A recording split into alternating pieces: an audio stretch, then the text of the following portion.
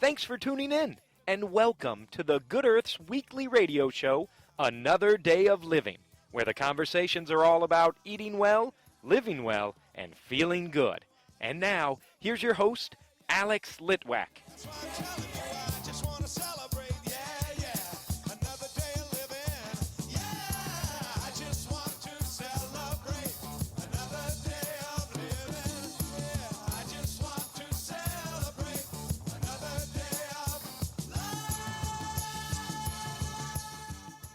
I'm hanging out with Deb McClure-Smith. Hi, Deb. Hi, Alex, one of my favorite people to hang out with. Oh, you're so nice to say so.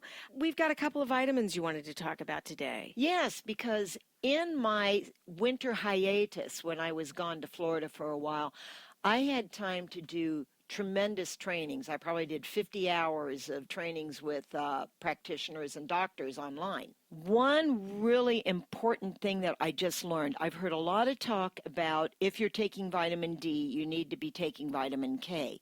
So that was kind of stumping me. It's like, well, what's the connection there? The connection is really, really important. Everybody is taking vitamin D now because we all know that we are all low in vitamin D, and it performs so many functions in our bodies, one of them being bone health. That said, if you are taking vitamin D, what it does is it helps your body to uptake the calcium, to pull it in and really use it. But if you are not taking vitamin K along with your vitamin D, that calcium can be deposited anywhere. It could go into your arteries, it could go into your kidneys, it could go into heel spurs, it can go to the wrong places. So vitamin K is very, very important to take every day along with your vitamin D. You want to take at least 150 micrograms a day. If you're taking really, really high amounts of vitamin D for long periods of time, you may need to take a higher amount of vitamin K, and it has to be vitamin K2. Now, vitamin K2 is something that you don't find in a lot of food forms. It's in egg yolks. It is in organ meat. Nobody eats organ meat. Very few people. What about chopped liver? Chopped liver, it is in there. It is, and you're not chopped liver. So it is in chopped liver. It also is in an oriental food called natto, which we don't eat in America.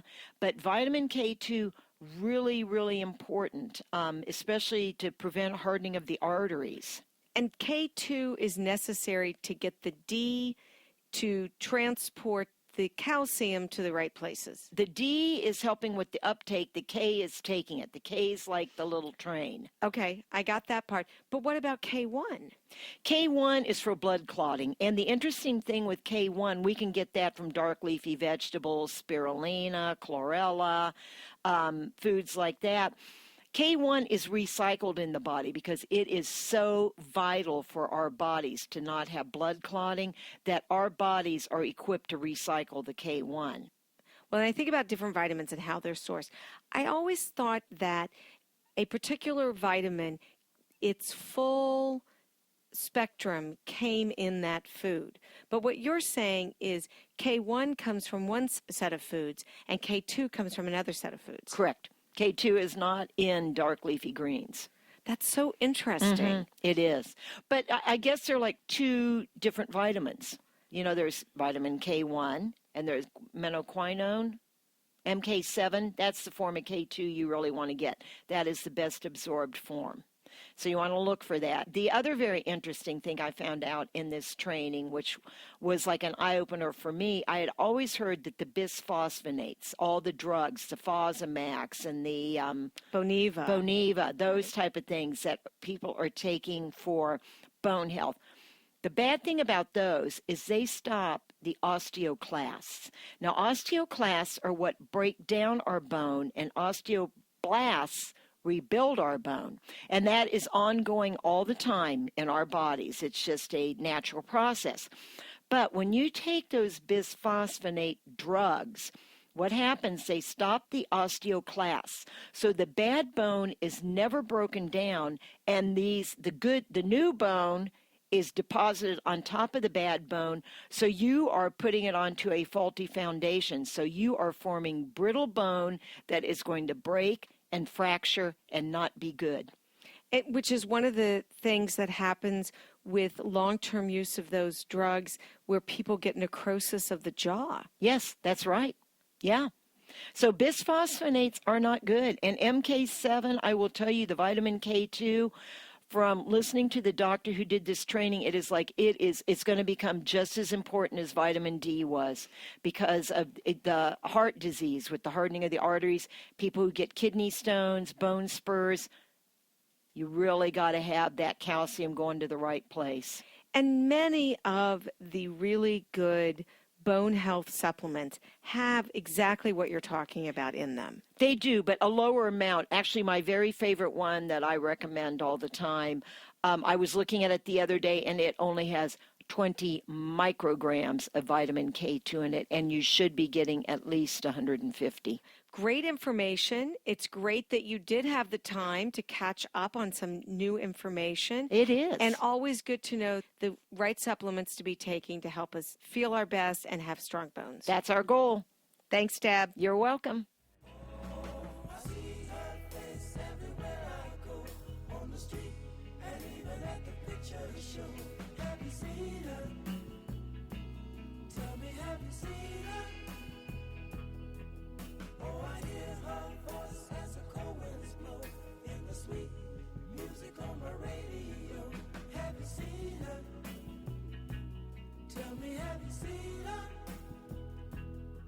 It's the Good Earth's 45th year of providing organic foods, high-quality supplements, toxin-free body care products, therapeutic herbs, cooking spices, herbal teas, healthy shoes, and more. We've got over 20,000 items packed into a lively house in Broad Ripple, and our knowledgeable staff is here to help you find just what you need. We're open Monday through Saturday, 9 a.m. to 8 p.m., and Sundays, 11 a.m. to 6 p.m. And our website is good-earth.com.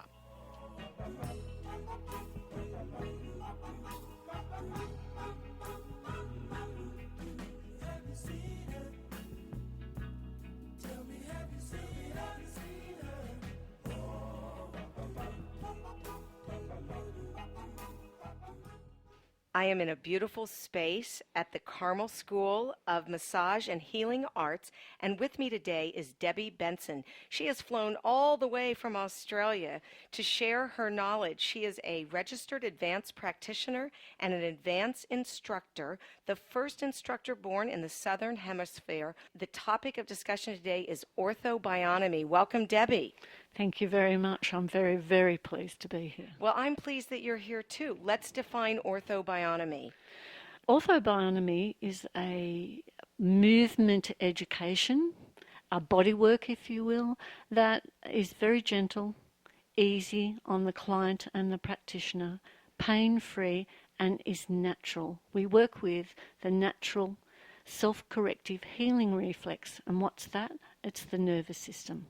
Self-corrective healing reflex. It's a balancing system. We all have within our body a balancing system where old patterns get stuck, and we want to look at how can we shift those patterns. How can we reignite your body's balancing system? How can we get it to come back to a place of neutral, a place of unwinding and letting go? So this is homeostasis. Yes. Definitely. Just a different way of looking at it. Yes, the thing that differentiates Ortho-Bionomy from other modalities is that we listen to the body. We listen to the client. We don't come from a place of expertise. We come from a place of working with our clients, listening to our clients, and making decisions with our clients. We have a principle. Ortho-Bionomy is a principle-based work, and one of the principles is that we work with our clients, not on them. So it's not hierarchical, if you will.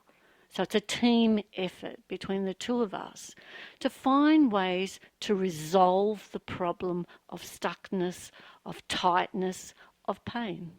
You're trying not to be rigid in your approach. Very much so. The gentleman, Arthur Lincoln Pauls, he was a doctor of osteopathy. He was a martial artist as well as a doctor of osteopathy, and he imbued Ortho-Bionomy with martial arts principles. And one of them was go with the flow. go with the place of ease within the body. In other modalities, they tend to try and force a body back into place. In ortho-bionomy, we don't force anything. We don't oppose anything. We look at the way the body's trying to unwind, trying to undo, and we help it just go a little bit further into it, show it the path out, show it a choice to make their way out of pain, out of tightness. You're a guide. You guide people to something better. Most definitely, we're a guide, a facilitator, and a mediator.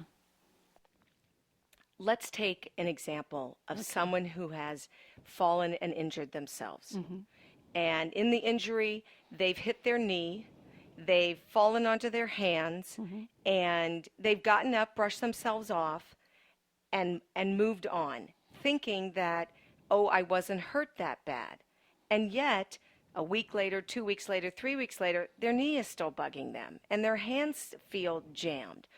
They come to you. What are you going to do with that? Well, firstly, I'm going to look at the whole body and look at what that pattern means. You mentioned the knee and the shoulder and the hands jammed, and I'm going to be looking for contraction patterns, and I'm also going to be looking at what is the link between those places. And I'm going to be approaching the client, and I'm not going to have a definite protocol of I was a massage therapist in my previous life, and I had a protocol and I followed it, A, B, C, D, and if F happened, I did G, H, I, J. But in Ortho-Bionomy, when I approach a client, I make decisions with the client as to where I'm going to start working. And the beginning of an undoing of a pattern, so I'll do one thing, and then I'll see how that person responds. Ortho-Bionomy is all about responsiveness, seeing how the nervous system responds. If I'm working on the hip and I notice a tremor in the left knee, that means in some way there's a connection, so I'll go to the left knee. And if the client says, as you're working on my left hip, I feel something in my right shoulder, then I'll go to their right shoulder. So Ortho-Bionomy sessions are individually meant for each person. So I devise a session for each person. And even during that time, I will make up release positions specifically with and for that client. Things I've never done for somebody else before. Let's talk about release position. Yes. What does that mean exactly? If they say I'm feeling something now in my shoulder, so that's the next place that you work, what exactly are you doing to them? What I'm doing is, first of all, let me preface that by saying that in a session, our clients do not take their clothes off.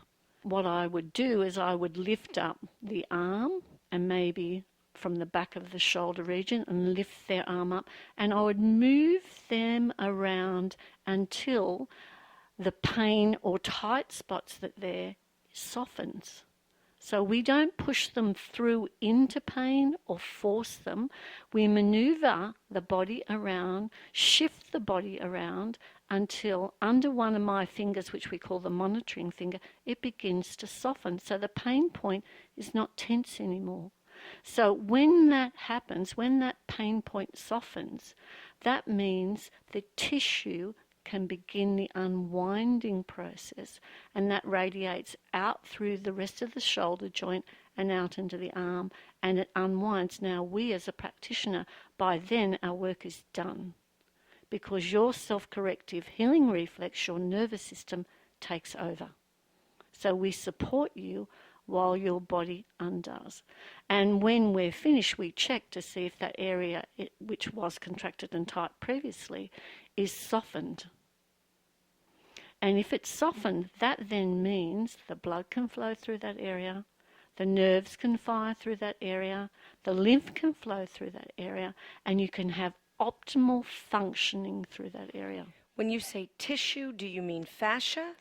Do you mean muscle tissue? What tissue is moving, and how do you feel that it has softened? Ortho-Bionomy is based on osteopathy, as I said before. which is about the bones and the joints. And we work with the proprioception system, which are the small nerves around the joint, and their job is to balance you. They help you to stay standing and for you to navigate your space in time and location. So what happens is when we put you in the release position and the unwinding undoes, your nervous system, your proprioception system, finishes off that balancing out. So what happens when your bones and joints realign? The ligaments and tendons around the joint begin to soften because they're not in a tense position anymore. And I can actually feel that under my monitoring finger and under my other hand, because OrthoBionomy practitioners hold you in a certain way. They hold you softly, not tensely. If we hold you softly, we can feel the soft tissue move. We can feel the bone and joint move. We're listeners. We're listening in to everything the body is saying before it undoes to check out how you are, whilst you're undoing, and then that rechecking at the end to make sure that something has shifted and changed. OrthoBionomy is all about making change. In a session for OrthoBionomy, we begin the change in the body, that rebalancing, if you will. It doesn't all happen within the hour that you're with someone. When they go home, they'll be sitting in the car, they'll feel their hips shift. They'll be standing in the shower, they'll feel their spine undo. So OrthoBionomy continues for 2 to 3 days after a session. And if you happen to come up against some pain or a tight pattern returning, which is the comfortable place for the body to be, then we give you a small self-care exercise so that you can rejig your nervous system, that the body takes over, and you remind it that it can undo itself. You make it sound like it's a miracle in one session. I have to admit that it has that sense of miraculousness for people, but it's based on anatomical and physiological fact. And I've often had it said that OrthoBionomy is magical, and I guess because it actually works, it is magical.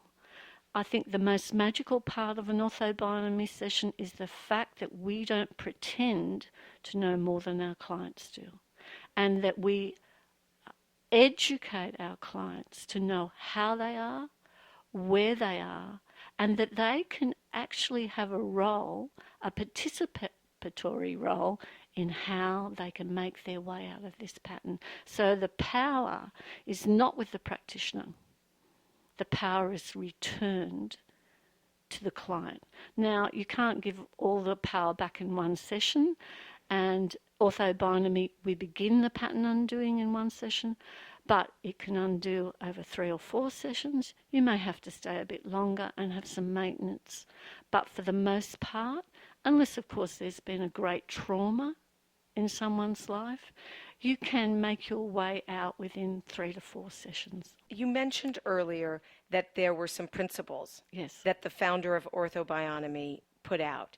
Besides go with the flow, what are some of the other principles?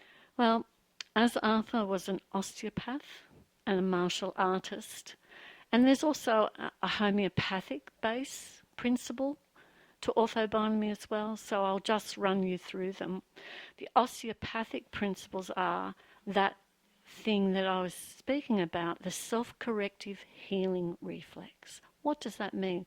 Well, in osteopathy, they say that you have an inherent, that means within you, you have a system to self-balance, to self-correct. And that has been around since A.T. Still began osteopathy in 1890 or 1880. So that system comes from osteopathy. The other thing is, it's a very archaic rule, and it says the rule of the artery is supreme. That means if there's a tight or contracted pattern, your blood can't flow correctly, your nerves can't fire correctly. You won't have optimum movement around, say it's your knee joint, the synovial fluid within can't move, move about and give some fluid movement within there, and the lymph can't flow.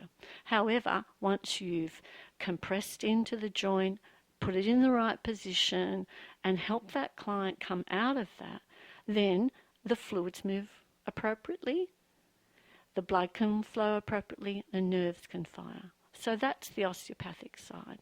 Then we move on to the martial arts side. Now, the martial arts side says, as you said, to go with the place of ease, to go with the flow. And then also, we stand like we're martial artists. If the practitioner is not comfortable, the client is not comfortable. So we find within our bodies, if we stand in that triangle pose and we move around the table in a martial arts way, then that allows the person to find their flow and the way they are. That one of my favourite principles of martial arts is minimum effort for maximum outcome. When we're working on a client, we don't do a lot. We only need to do small amounts of information to remind the nervous system to rebalance. And then one of the Ortho-Bionomy practitioners from a very long time ago, Zoe Crowley, was a homeopath, and she dealt with California essences. And she said once again that similars are cured by similars. If you have a shoulder that's rising up towards your ear, with Ortho-Bionomy practitioners exaggerate that pattern and lift it up a little bit more. And once again, that brings us back to the principle of less is more. The other thing, one of the major principles of Ortho-Bionomy that separates us from other modalities is no attachment to outcome. That means as practitioners, we want to support you. We want to facilitate your healing. We don't want to say to you, you have this wrong with you, you have that wrong with you, and I'm going to do this and that and that. We stand with you, we'll support you, we'll be there, we'll be 100% present and conscious with you. And we'll invite you to come forward and to find your path of healing yourself, but with support. It's a wonderful philosophy to treasure the individual and their path. Yes. That's not something that I generally hear in talking to the many practitioners who do all kinds of modalities. I haven't heard it expressed in quite that way. So it's very nice that you do that, because I think you do get better outcomes. Well, I think so too. And one of the things that I haven't expressed to you, that part of Ortho-Bionomy is the evolution of the practitioner. If you change as a practitioner, then your clients will change. It comes back to what Mahatma Gandhi said, be the change you want the world to see. So as a practitioner of Ortho-Bionomy, it's up to me to live the principles, to make changes in my own life. And then as I make changes and learn things, then my clients make changes and learn things. And it's recursive. There's a feedback loop between the practitioner and the client. I work on myself, the client gets it. The client works on themselves, I get it. So spiritually, physically, emotionally, mentally, that's quite something for both the practitioner and the client. We're in it together. And everybody grows. And everybody grows. You specialize in working with practitioners around the issue of emotional release. Yes. Will you talk about that a little bit? It's a big subject, I'll say that much. But most of it comes back to the principle of non-attachment to outcome and finding who you are, that evolution that the practitioner is going through. I try to teach is not quite the word, but guide practitioners through looking at their own emotional issues and how they can shift and move through with support. And once they do that for themselves, then they can then show their clients how to do that. Now, it's a big topic and it's an individual topic. But what I find is what I said before, that if I sit in a position of invitation and not tell my practitioners that I'm working with and helping them through their evolution how they should be, what I expect from them, what I expect from them, and what I want them to do, because it isn't about what I want. It isn't about what I see, even if I can see what their future, I can see that they might be struggling with something. I won't say. I'll say, well, how did that feel for you? How is that going for you? Where would you like to go with that? Do you think you need some support with that? What can I do for you? And how did you think that went with that client? What could you look at maybe for next time? And how did you, maybe they did something spectacular with that client and worked something out, stick with helping them move through and change. It's all about change for me, all about evolution. So whoever I'm working with, whether it's a client or people wanting to become practitioners or people who are wanting to become instructors, I think it's really important that I sit with them. When people are in trauma, they've been through a fire or a flood or an earthquake, you hear it over and over and over again.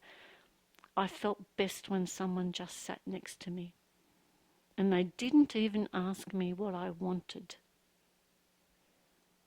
They just reassured me that I was okay. Comfort can just be stillness. That's exactly right. And so that's what we as OrthoBionomy practitioners do best. There is a saying that we do nothing better, but I think that underwrites us in a way that we do everything in the nothing. We're going to stop right here and continue this most interesting discussion next week with Debby Benson and learn more about Ortho-Bionomy. Thank you so much for being on the show today. My absolute pleasure. I wouldn't want to have been anywhere else.